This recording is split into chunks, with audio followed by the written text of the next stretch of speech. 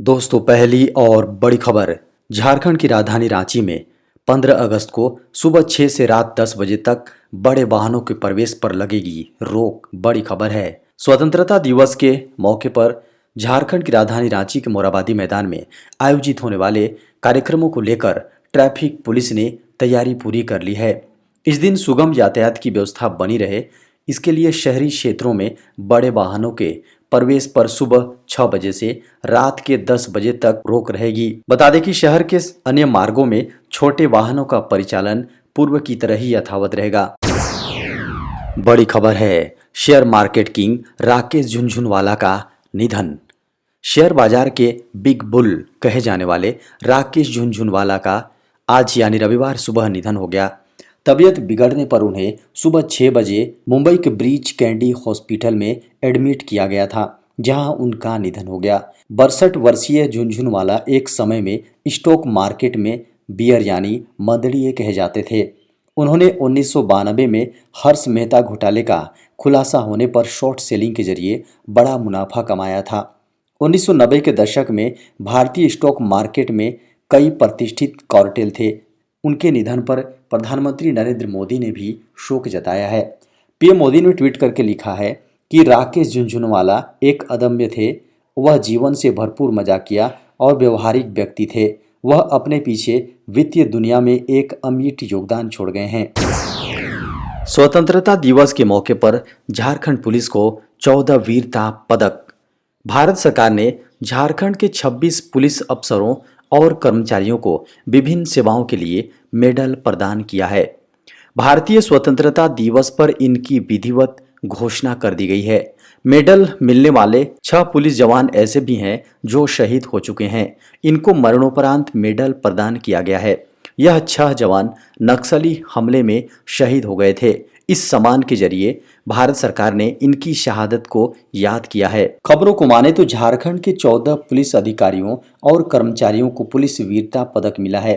इसके साथ ही एक पुलिस अफसर को विशिष्ट सेवा के लिए राष्ट्रपति पुलिस पदक दिया गया है। वहीं 11 पुलिस जवानों को सराहनीय सेवा के लिए पुलिस पदक दिया गया है।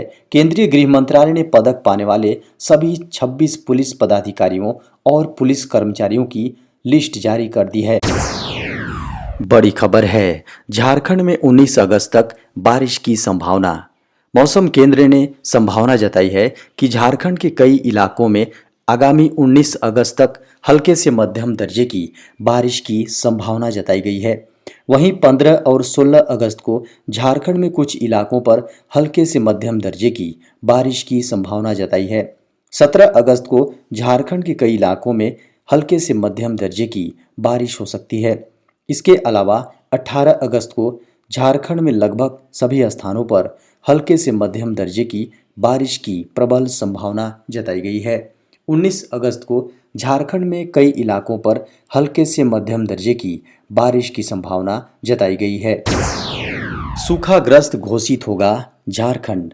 झारखंड में सुखाड़ की स्थिति का जायजा लेने के लिए हर जिले में टीम काम कर रही है। कृषि मंत्री बादल पत्रलेख के अनुसार टीम रविवार से अपनी रिपोर्ट सौंपने लगेगी। इस रिपोर्ट के आधार पर मुख्य सचिव 18 अगस्त को सभी उपायुक्तों के साथ बैठक कर सुखाड़ की स्थिति की रिपोर्ट लेंगे।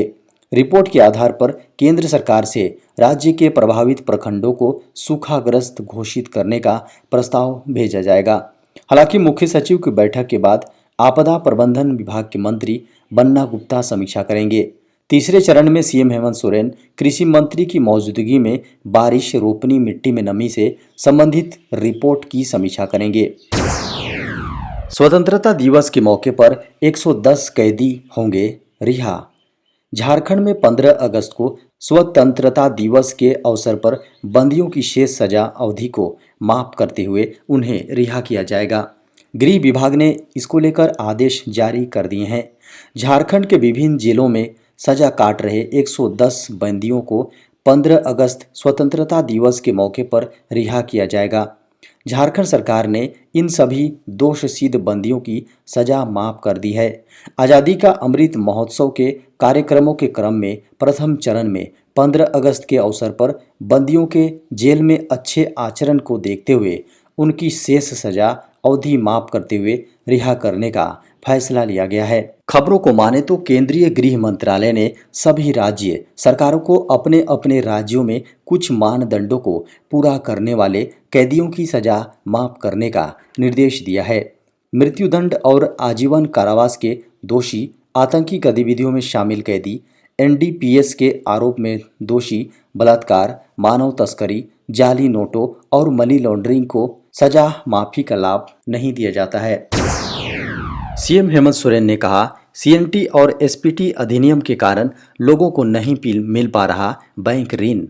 झारखंड के सीएम श्री हेमंत सोरेन ने शनिवार को कहा कि छोटा नागपुर काश्तकारी अधिनियम यानी सीएनटी और संथाल परगना काश्तकारी अधिनियम एसपीटी के कारण अनेक जरूरतमंदों को बैंकों से ऋण नहीं मिल पा रहा है, जिसका शीघ्र समाधान निकालना होगा। अखिल भारतीय केंद्रीय बैंक कर्मचारी कल्याण सोसाइटी के जमशेदपुर में आयोजित दूसरे स्थापना दिवस एवं वार्षिक बैठक को ऑनलाइन संबोधित करते हुए मुख्यमंत्री ने कहा कि हमें जनजातियों की आर्थिक गतिविधियों को बढ़ावा देना है और उनकी नई पीढ़ी को शिक्षा की ओर अग्रसर करना है ताकि उन्हें सक्षम बनाया जा सके। लेकिन मुश्किल ये है कि इन नियमों ने जरूरतमंदों के लिए बैंकों से ऋण लेना दूभर बता दिया है। झारखंड में खुलेंगे 2 नए इंजीनियरिंग कॉलेज। उच्च एवं तकनीकी शिक्षा विभाग की ओर से इसके संचालन के लिए प्राइवेट शिक्षण संस्थानों से प्रस्ताव मांगा था। इसके बाद लगभग 5 संस्थानों ने प्रस्ताव दिया था। इनमें ओडिशा के सीबी रमन इंजीनियरिंग कॉलेज को कोडरमा और बेंगलुरु के जैन यूनिवर्सिटी को गोला में कॉलेज चलाने के लिए चयनित किया गया है। अब विभाग ने दोनों कॉलेज को इंजीनियरिंग कॉलेज बिल्डिंग में चलाने की अनुमति देने के लिए प्रस्ताव तैयार कर लिया है। विभाग में सचिव और निर्देशक की नियुक्ति होने के बाद आगे की प्रक्रिया शुरू की जाएगी। इन दोनों कॉलेजों के शुरू होने से झारखंड में इंजीनियरिंग करने के इच्छुक विद्यार्थियों को उच्च गुणवत्ता की शिक्षा मिलेगी। खबरों को माने तो राज्य सरकार ने 3 साल पहले 328 करोड़ रुपए की लागत से 4 इंजीनियरिंग कॉलेजों की बिल्डिंग का निर्माण कराया था, लेकिन एक का भी संचालन नहीं हो पाया। शौर्य और वीरता के लिए देश के 1082 पुलिस कर्मियों को किया गया सम्मानित। देश के 76वें स्वतंत्रता दिवस मनाने जा रहा है। इस मौके पर अपने शौर्य और पराक्रम से देश की सेवा करने वाले 1082 पुलिस कर्मियों को वीरता पदकों से सम्मानित किया गया। गृह मंत्रालय ने सूची जारी की है, जिसमें सभी पदक से सम्मानित पुलिस कर्मियों के नाम है। आईटीबीपी के जवानों को भी वीरता के लिए 20 पदक दिए गए हैं। इनमें सराहनीय सेवा के लिए 11 पुलिस पदक भी शामिल हैं। पुलिस कर्मियों को दिए जाने वाले पदकों में 347 वीरता के लिए प्रदान किए गए हैं। विशिष्ट सेवा के लिए 87, राष्ट्रपति पुलिस पदक और सराहनीय सेवा के लिए 648 पुलिस पदक शामिल हैं। आईटीबीपी के जवानों को भी 20 पदकों से सम्मानित किया गया है। देश में बीते 24 घंटे में सामने आए कोरोना के 14,092 नए मामले। पिछले 24 घंटे के दौरान देश के 8 राज्यों और केंद्र शासित प्रदेशों में कोरोना वायरस के एक्टिव मामलों में वृद्धि हुई है। केंद्रीय स्वास्थ्य एवं परिवार कल्याण मंत्रालय ने रविवार को कहा कि सुबह 7 बजे तक 207.99 करोड़ टीके दिए जा चुके हैं। मंत्रालय ने कहा कि देश में पिछले 24 घंटे में कोरोना संक्रमण के 14,092 नए मरीज सामने आए हैं। इसके साथ ही देश में कोरोना मरीजों की संख्या 1,16,816 हो गई है। यह संक्रमित मामलों का 0.26% है। दैनिक संक्रमण दर 3.39% हो गई है। मंत्रालय ने बताया कि इसी अवधि में 16,454 लोग कोविड-19 से रिकवर हुए हैं। अभी तक कुल 4,36,09,566 रोगी कोविड-19 से रिकवर हो चुके हैं।